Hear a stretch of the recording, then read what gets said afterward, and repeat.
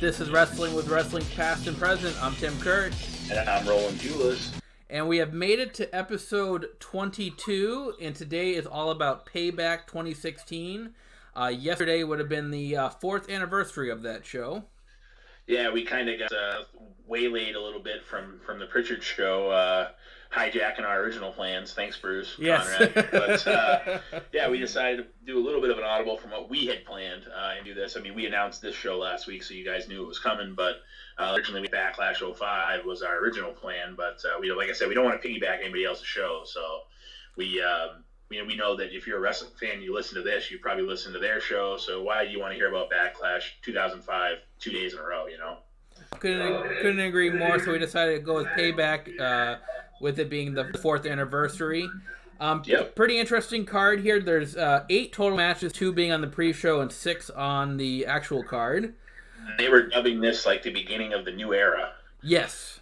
This was coming off the heels of WrestleMania with Shane coming back and Stephanie and Vince and whoever was going to run Raw and all this stuff. And we know moving forward that it ended up actually being Shane running SmackDown and Stephanie running Raw.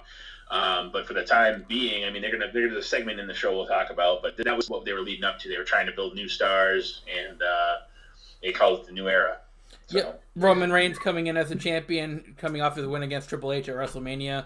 So this is the first pay-per-view after WrestleMania 32. Which is funny because in my research, I actually saw. Did you see that this was actually switched with Extreme Rules? I did not notice that, no, but yeah, usually Extreme Rules did come after WrestleMania before this. Yeah, it said that they, for some reason, switched them, and I can't remember why exactly, but I remember it saying, oh yeah, Payback was originally scheduled to be on May 22nd. However, it switched dates and venues with the Extreme Rules pay-per-view. So kind of a little bit of a weird wrinkle, I guess. Side note, a little bit of trivia if anybody ever needs useless WWE trivia.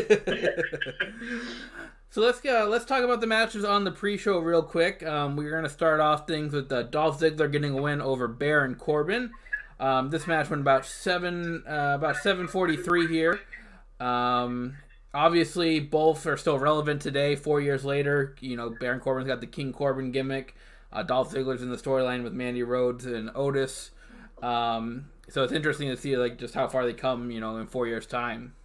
It's nice that Baron Corbin finally decided to cut that hair that he thought he had. Yes. That's one nice thing that's a little bit different. That he used to have that bald, receding, long hair look that was not really good. It'd be like if I tried to grow out long hair. It'd probably look about the same. So, yeah, it's interesting to look and see the look that he first had. Yes, yeah, definitely. And Ziggler's been Ziggler for 10 years now, so...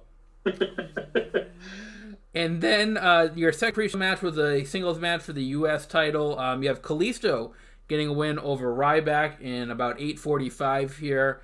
Obviously, we know the history with Ryback. He's not on good terms with the company at all. And interesting to note, this is his last appearance for the company. Yes, it was. He was sent home on May 2nd for the issues he caused with not liking creative and all this stuff. So this was literally the last match he wrestled for the company. And Kalisto's still around today with the Lucha House Party. I think he's actually hurt right now, but yeah, he's still in the company with the Lucha House Party.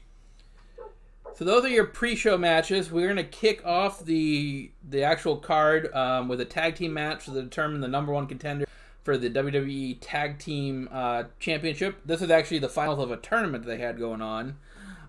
You're going to get the Vaudevillains, Aiden English and Simon Gotch, getting a technical knockout win over Enzo and Cass. Enzo suffered a legitimate injury, a legitimate concussion in this match, which the referee stopped it. Yeah, excuse my language, but he got literally shit whipped. He hit the ropes hard, bounced his head off the mat more than once on the apron, and yeah, he was UFC style with his hands up, unconscious on the floor afterwards. Yeah. It was ugly. Yeah, I mean, other than the finish, I mean, it wasn't really a whole lot there to the match. I mean, it's notable for the wrong reasons why it, ended. But interesting to note here, in just 4 years' time, none of these guys are with the company anymore. Yeah, Aiden English was literally just released on the Purge after WrestleMania. So, yep. I mean, he was hanging on the longest. But, Yeah, 4 years removed, and none of those guys are worth there anymore. And really, if you go back to the match before that, Ryback doesn't either. So like half the people we've seen so far don't work there anymore. Actually, a little bit more than half. Yeah, we're gonna get. I mean, there's another match we're gonna talk about too, with Dean Ambrose and Chris Jericho. Obviously, both those guys now are in AEW. Yeah. So a lot has changed in 4 years. Yeah, it's amazing to look at the turnover and just the storyline change from 4 years to now. Like I said, it 2016. It's funny to think 'cause it's not that far ago. It's not that long ago. No. So especially that match right there is literally a nutshell for the WWE and their turnover for upper to mid card people that aren't quite on that next level. The turnover is insane. Yeah, it's crazy. So moving on, we have a singles match here between Kevin Owens and Sami Zayn. Kevin Owens will get the win in about 14 and a half minutes. As you obviously know, if you've been a long time listener to this show, I'm a big Kevin Owens mark. So obviously I enjoyed this match. Actually, taking my what do you call it? Kevin Owens bias? Yes, I guess that's right. My bias for Kevin Owens. Taking that away, I actually really thought this was a great match. Probably one of the better matches on the card, if not the best match on the card. I mean, both Kevin Owens and Sami Zayn are incredible workers. They were given plenty of time to show what they can do in the ring. So I really enjoyed this one. Yeah, I think that Sami Zayn may be a little underrated for what he can do in the ring. Everybody knows he's a pretty good mouthpiece. Right now, he's the Intercontinental Champion, but he's also the mouthpiece for Cesaro and Shinsuke Nakamura. But I think people sometimes overlook at how he actually is in the ring. Because this match, if it were me, obviously fantasy booking, 4 years later is a little bit different than doing it then. I would have led the pay-per-view off with this match. Yeah, I would have too. A perfect match to get everybody going for the pay-per-view because this match was great. Yeah. It was incredible. Definitely, the crowd was given the "This is awesome" chants. The crowd, was actually really into the show. Throughout the whole card, the crowd was actually pretty alive throughout this whole show. Yeah, it was, and obviously they were in Chicago, so you had your fair share of the CM Punk chants, especially during the McMahon segment, which I'm sure we'll cover shortly. Towards the end of this card, they have their little segment, but Chicago's always been a really, really good hotbed for outspoken and involved crowd. So you could tell they enjoyed this match, and I think that's one of the things now, that we take for granted, and we're actually seeing now with the no audience shows, just how much the crowd makes a match or makes an experience for a match feel so much better than having nobody there. Oh, yeah, definitely. The crowd definitely can make a match. I mean, we talked about this when we did our episode on WrestleMania 18 with Rock and Hogan. I mean, you put that match in an empty arena match, and it's going to be nowhere near as memorable as it is now. No, and if you did that, you might have had a chance for Chris Jericho and Triple H, who went on afterwards, to actually not have to follow something that was unfollowable.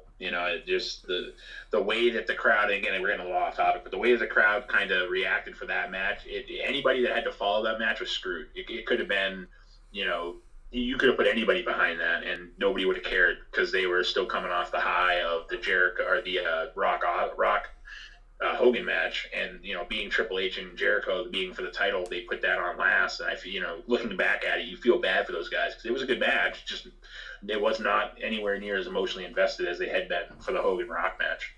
No, totally agree. If you want more on that match, go back into the archives and listen to our WrestleMania 18 episode. But yeah, no, Kevin Owens, Sami Zayn. Looking back on it, I mean, it's hard to say that the Enzo Cass and Vaudevillains match would have been bad had it not been stopped. It might have been a pretty good match. We don't know. But knowing what we know now, the Owens Zayn match, if they had led the pay-per-view with that, the crowd would have been on fire. And I know the crowd was really hot for the shtick of Enzo and Big Cass. So I get what they were thinking. But knowing what we know now, it's too bad that they didn't start with the Owens Zayn match. No, totally agree. And I actually just want to circle to the Enzo and Cass match. Before the match actually started, Enzo and Cass cut a weird promo. I did not understand what they were saying. Yeah, and they were talking. Yeah, it was weird. But I mean, that's what Enzo and especially Enzo, but that's what they were known for, is their outlandish kind of weird. It was definitely odd. And then I thought it was neat. Tim and I also, we grew up together, bowling, for those of you that don't know. And I thought it was cool that JBL, in the Kevin Owens Sami Zayn match, made a mention to Earl Anthony when Kevin Owens was doing the cannonball in the corner. Yeah. And then he did it a second time, and he's like, he might bowl perfect game. And I just thought it was a neat side note because, we have this history together of bowling, and I just thought it was kind of cool. And for those of you who are not like bowling aficionados, Earl Anthony is one of, if not the greatest bowler of all time. Yeah. So it was a cool reference, especially for me. I don't remember hearing it then. Obviously, I probably did, but it didn't resonate until I watched it again last night. And I was like, oh yeah, that's right. That's cool. That's awesome. No, definitely. That was definitely a cool moment for the both of us. So moving along, we have The Miz with Maurice here getting a win over Cesaro for the Intercontinental title. To retain the Intercontinental title. Match went about 11 minutes and 20 seconds. Kind of a screwy finish here. Sami Zayn, Kevin Owens was on commentary throughout this match. Sami Zayn comes out to attack him. They're brawling. The referee gets distracted with that brawl. In the meantime, The Miz is tapping out to a crossface, which the referee doesn't see. And then eventually The Miz will roll up Cesaro for the win. Yeah, it made more sense after the match why Owens stuck around. I mean, I know he had just lost the Intercontinental Championship at WrestleMania, so like that made sense too. But to have the match go the way it went, it made more sense as it went on. I think you and I can both agree that Cesaro might be the most underutilized and underappreciated star in WWE, maybe even WWE history. For a guy that can do the things he can do, he pound for pound might be the strongest guy in the company pound for pound. And it seems like when you watch these pay-per-views, he's never really getting wins. He's not winning titles. He's never really had it. And I don't know if that's because he's a smaller guy and Vince, likes to push the big guys, or I don't know what it is. I don't know if it's his personality that Vince doesn't like, but it's too bad because Cesaro is one of the best wrestlers around, and he's only been, it feels like he's been doing nothing for 5 years now in the WWE. Yeah, I completely agree with you. Definitely underutilized. Has so much talent, and I mean, I want to say he's got so much potential, but he doesn't have the opportunity to live that potential. And like I said, some of it's probably personality based. He doesn't quite have that personality, that charisma that brings him off the page. Mm-hmm. But in ring, I mean, find somebody in the ring that's better than he is. Yeah, I mean, you could definitely put him with the manager at some point. Give him a manager, give him a mouthpiece. Well, they tried that for a little bit with Paul Heyman. Yep. And I mean, they had Brock come back and they had to take Paul away from him and whatever. But it's definitely just, you see the reincarnation, because it's not like Cesaro's been the same figure for 5 years. He's tried to, he's been with the Bar, with Sheamus. He's tried so hard. Like this time he was doing his 007 gimmick with his suit, and like he's tried so many times to reinvent himself. And he's not even reinventing himself for the fans, because the fans are already on the train. They're already on the Cesaro train. Yep. It's management that's not. So it's just too bad to look back and see, because I mean he can have a great match. He can go out there and swing the Great Khali around. Yes. So the guy is incredible, and he just gets crapped on continuously by WWE management. It's too bad. Yeah, definitely. Next, we're going to talk about a match between two guys who are not there anymore, like we mentioned earlier in the episode. You have Dean Ambrose getting a win over Chris Jericho in about 18 and a half minutes. And my, oh my, what a difference 4 years make. Both of these guys are on top of their game now in AEW.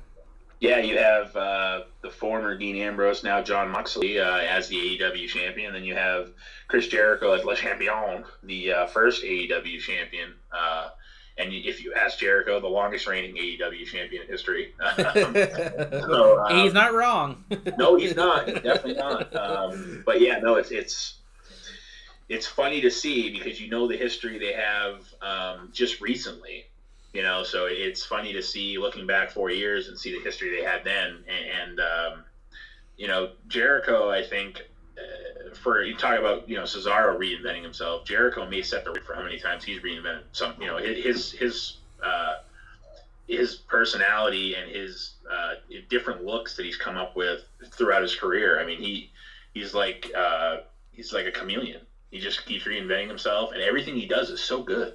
Yeah, no, definitely. This and back in 2016 at the Payback show, this is the light up jacket version of Chris Jericho. Well, he was kind of fading away from the light up jacket, going to the scarf. This was as he was phasing out the jacket, kind of doing the scarf thing, and this is before the Festival of Friendship, but not that far before it. So it's kind of that look of Jericho before he started growing his hair out and before he became the Painmaker that we know now. Yeah, definitely. I mean, go back. We did a whole. We actually did 2 episodes on Chris Jericho in the very beginning of our show, chronicling just how good he is and how much he reinvents himself. So go back and take a. It's hard. It's hard for anybody, not to cut you off, but it's hard for anybody to do an episode or 2 episodes on a career of somebody and state how good somebody is. So like, if you're a fan of the business, like we didn't do him any justice for what we said, because you can't. Christian, what he's done is just, if you go all the way back to Lionheart in WCW to the Y2J, to everything he's done, to current Chris Jericho, he's still been Chris Jericho. He's never changed his name. He hasn't been Dean Ambrose and then John Moxley. He's been Chris Jericho this whole time, but he's been so many different reincarnations. The guy has... he's the opposite of what Vince McMahon is. Jericho stays ahead of the times and changes his character. Meanwhile, Vince McMahon is stuck in 1984 with Hulk Hogan and big guys and stuff. And it's just, it goes to show you how one person can stay ahead of the pulse and what people want versus how one person tries and still can't. Mm-hmm. So, I mean, it's amazing to watch, especially, like I said, you go back and watch any Chris Jericho match, you watch the one that he had with Christian that we just talked about. And that was total Jericho, And he is probably the quintessential star of the last 20 years for staying current. Yeah, definitely. He, like you said, he's always ahead of the times. He always is in tune with what the audience wants. And he always adapts to what the audience wants and what the times are. And he's adapted probably better than anybody in wrestling history, arguably. So, definitely go back and check. I'm plugging our show like crazy today. Go back and check out our Chris Jericho episodes for more on his career. Well, and like I said too, it's amazing because I mean, anybody if he goes away for a little while and comes back, he'd easily come back as Y2J, and the fans would still love him. Oh, absolutely. He doesn't let anything get stale. No. And I don't know if you've seen any of the Flim Flams from the AEW shows that they've been doing. It's like a copycat of like TikTok with the bubbly bunch with the inner circle, but some of that stuff is friggin' hilarious. Like the one they just did this past Wednesday was the Manitoba Melee, and they're fighting each other through the phone. So like one person goes to hit and the other person reacts like they hit, and then they had Vicky Guerrero and Lou Ferrigno. They had all. I mean, the connection that Jericho has. It transcends the business. He's a rock star. He like I said, I know we're plugging Jericho a lot here, but you have to see what he's done in his career. You really appreciate everything he's done to make his fans happy. Even when he's been a bad guy, he's been able to do it so well that you just you can't not appreciate what he's done. No, you have to admire him no matter what version of Chris Jericho it is. You have to admire him, and I know we got a little sidetrack and kind of turned this into a Jericho fest, but it was worth doing because, like I said, anybody that missed the AEW this past Wednesday when they did just that one segment, it's like a 2 or 3 minute segment. It's amazing. His father's in it, Chris Irvin. It's awesome. The stuff that he does, and he's on commentary with Tony Schiavone right now, and people are loving that. So, he's just transcended at times, and I think that's enough for Chris Jericho for right now. But it's definitely you can appreciate it as a fan. Definitely. All right, moving on. We have next up a singles match for the WWE Women's Championship. Charlotte here is accompanied by Ric Flair, and she's going to get the win over Natalya with Bret Hart in about 13 minutes. They do your Montreal Screwjob finish here. Charlotte's got Natalya in the sharpshooter. Referee Charles Robinson calls for the bell. It's a finish that they've done so many times. It's not even. I don't know. It's just kind of there for me now. Yeah. It's kind of. I think it's kind of a lazy finish, to be honest. Yeah, I mean, how many times can you screw over Bret Hart or use that to screw over somebody and anybody even remotely care about it. Yeah. And I'm a little surprised. I'm assuming, and I don't know for sure, but that they must have had to talk to Brett before this match about the finish. Because I found it a little interesting that Brett would be okay with this finish. Yeah, I mean, it is what it is. I think that I'm going to go off the rails here a little bit too. You have somebody in Natalya who might be. We just talked about, people like Ziggler and Sami Zayn and Cesaro being somewhat underrated. Natalya might be the most underrated, underappreciated women's wrestler they've had in the last 10 years too.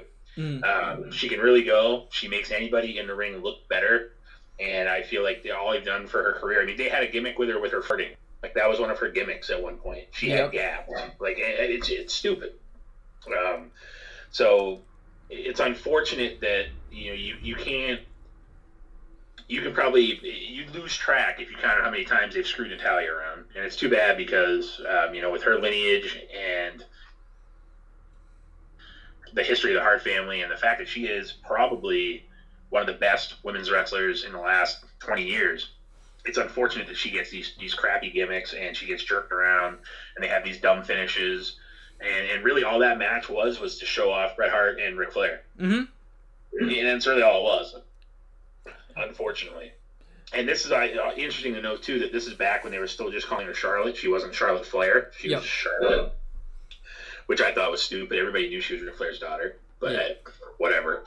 But Vince also has that weird thing where, like, people have last names and they don't have last names and they have last names again. Like, Mustafa Ali was just Ali for a little while. Now he's Mustafa Ali again. Now nobody knows where he is. But Cesaro used to be Antonio Cesaro. And then you had Alexander Rusev and Big E Langston. Yeah. Like, it's weird, some of the nuances you see. And I know I'm getting a little sidetracked, kind of rambling, but it's unfortunate that somebody like Natalya hasn't been able to have any traction with a title throughout the course of her career. She's carried like a Divas Championship here and there, like for a little bit. She's been like a transitional champion, and it's too bad because what she's done in her career and for the company and for women's wrestling, it seems like it's underappreciated. No, I agree. It definitely seems that they use her to elevate other talent instead of letting herself shine. Oh, go ahead. No, I was just going to say, and then that's the unfortunate thing is that they almost use her like she's enhancement talent. Mm-hmm. And she's not. And like I said, I'm not the world's biggest Natalya fan, so don't anybody get it twisted. But you look back on shows like this and you just see, and you start thinking, if you're a fan like I am, of all the crap, like all the stuff they've shoveled somebody's way. Like, look at all the stuff they've shoveled Cesaro's way. Look at all the stuff they've shoveled Natalya's way. It's like, what do you have against these people that can really wrestle well, and they just don't use them the way they should? Yeah, no, I couldn't agree with you more. So after this match, we're going to see Vince McMahon come out, and he's going to name the new general manager of Raw. He brings out both Shane and Stephanie out, and he announces that they're both going to run Monday Night Raw. And, of course, like we mentioned before, that doesn't last too long. Shane will end up running SmackDown, and Stephanie will end up running Raw. But for the moment, they're both going to be running the show for Monday nights. Right. Yeah, no, and they play off how Shane lost to The Undertaker at WrestleMania, and that he shouldn't even be here, and all this stuff. And it's another gimmick type thing where they play up the what's best for business, and that we do what's best for business, and clearly you don't do what's best for business because that's what the authority's always done. They claim they do, but they don't because they're heel. It's a heel faction. Mm. So they were playing to that. Shane had the crowd red hot for him, and he was at one point doing the cheer for me, boo for Stephanie thing, where he's putting his hand over his head and then her head, and it's unfortunate that they use this in the second to last segment too. Yeah. If you're gonna put this on this is like a segment you see on Raw. This isn't a pay-per-view segment. I was just about to say that. Yeah, this is definitely a TV segment as opposed to a pay-per-view segment. Yeah, and it's like I said, I like Shane. I know you're a Shane mark, and I like Shane too. Mm-hmm. But like, all it did was it was I don't know. It was I just I don't know. It's hard to describe how I felt about it. I'm a Shane fan too, but it's weird placement, I guess. I mean, it makes sense going into the next match why they did it this way, I guess. But it was just weird. Like I don't, it was almost like they needed to fill time because the first match was so short. Mm-hmm. Yeah. Yeah, I don't know. But like you said though, it does kind of play into the main event that we're going to get into between Roman Reigns and AJ Styles. This was for the World Heavyweight Championship.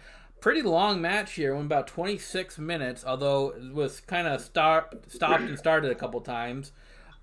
We had the first, AJ Styles wins by countout, but then it was restarted by Shane as a no countout match.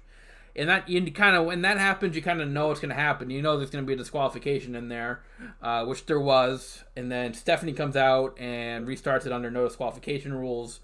And then eventually Roman will get the win after a spear to retain his title. And of course you had the club and the Usos involved, which they had been involved, from the get-go anyways. The Usos being Roman Reigns' real-life cousins, the club, being AJ Styles running buddies from Japan, which they kept playing up over and over and over and over. We get it. They used to wrestle together in Japan. We get it. Like, okay, Michael, we get it. But it was definitely, the momentum was lost every time they had to stop the match. Mm-hmm. There were parts of the match where the match was red hot and they were going well. And then, it was like, pause. And then, start again. And then it's too bad that that's the way. I mean, I get why they did it, because they end up, they say at the end, after Roman wins, they cut to the back segment of the McMahons together, Vince giving both of them praise for keeping the match going. And they decide right then and there that, AJ and Roman are going to have a rematch at Extreme Rules. So it's almost kind of like the same thing they did with Baron Corbin recently, with Baron and Roman Reigns, where the Usos get involved, some of Corbin's buddies get involved. It leads to another match. It's rinse, lather, repeat for the WWE storyline per se. The match itself, like I said, it wasn't a terrible match. It could have been better if they had let them actually wrestle the match instead of stopping it so many times. But, they added a lot of gaga to it. Yeah, exactly. And then, when as soon as they make it no disqualification, that the club and the Usos are going to get involved at some point. You knew that had to happen, especially like you had said. You knew once they did the no count out thing that there was going to be a disqualification. You knew you could almost tell where they were going. Yeah, it was very predictable. Lots of false finishes at the end with everybody hitting their finishers numerous times and stuff like that. And like I said, it wasn't a bad match. It was a pretty good match. It's too bad they lost the momentum, especially the second time after they stopped it. I think the fans were like, "This is stupid." The first time it was like, "Okay, whatever, it's cool, let's go." Then the second time they're like, "Okay, let's just end this match and go home because like you guys are killing us." Yeah. And they kind of let the wind out of the sails of all the fans. So, but it wasn't a terrible match. No. Overall for this show, I thought it was a decent show. I'll probably give it, maybe a 6.5 to 7 range. Yeah, I'm with you. I'm with you there. It was. It wasn't as bad as what we had watched last week, where we felt like it wasn't as underwhelming, I guess, as what we like last week after we watched the pay-per-view, we rewatched it, we felt with the names on the card, we were kind of underwhelmed a little bit. Yeah. No, this week it was better. Still was a little bit here and there. They could have done a little bit differently, and obviously the tag match ended the way that it did, so that hurt it a little, but I mean, you can't help when somebody gets hurt in the middle of a match. But yeah, it wasn't terrible. I'd say, 6.5, 7 is definitely a good place to put it. I think that the two best matches on the card were the Jericho Ambrose and Sami Zayn Kevin Owens matches. Yeah, I was gonna say match of the night for me was Kevin Owens, Sami Zayn. That would be the one that if I had to pick from the show to watch, would be that one. Yep, I agree. Couldn't agree more. And I also want to note too, for anybody that goes back and searches for this show, It's weird to note that the Wyatt family is on the poster for this show. Yeah, and they're not even on the card. Yeah, they're not anywhere on the card. They don't show up. They don't have a vignette. They don't have a backstage. Nothing. They are not anywhere to be. And all four of them, this is back when they had Harper, Rowan, and Strowman, and Bray Wyatt. They're all on the cover. Mm-hmm. And they're not even involved in this show at all. Yeah, no, that was odd. So that's kind of our recap of Payback 2016. Coming to you next week, it's all about Money in the Bank. Next week's show will be right before Money in the Bank 2020. A little unique spin about climbing the corporate ladder. You know, the Money in the Bank matches taking place at the headquarters. So we're going to give you our predictions on that. And we're also going to take a look back at last year's Money in the Bank pay-per-view as well. Yeah, we figured that it made the most sense to kind of cover what's coming up and give you guys what happened last year. Because I don't think we could do one show of just predictions. I think the show would be kind of a really dragged out show if we tried to. So we'll probably go back to our roots and kind of cover something present, something current, and then something from the past as well. No, definitely agree. Yeah, there's not, for Money in the Bank 2020, there's not a whole lot of announced matches right now. So, like you said, we probably couldn't get a full episode out of that. So, we decided we'll take a look back at last year's Money in the Bank, kind of give you our thoughts, and, see how things are different in 2020. And what'd you say the pay-per-view was again? Money in the Bank. What did I say? Anyways, just thought that was kind of a neat little side thing. I know that's not what that is, but anyways, I figured it was relevant. But yeah, so no, I'm looking forward to it. I think that, like you said, with the wrinkle of the corporate ladder and stuff, it should be interesting to see who they have replace the quote-unquote injured Apollo Crews. We should know that between now and then. So it should be a good show. Absolutely. That's coming to you next week right here. And until then, I'm Tim Kurt. And I'm Roland Pulis. And this is Wrestling with Wrestling Past and Present.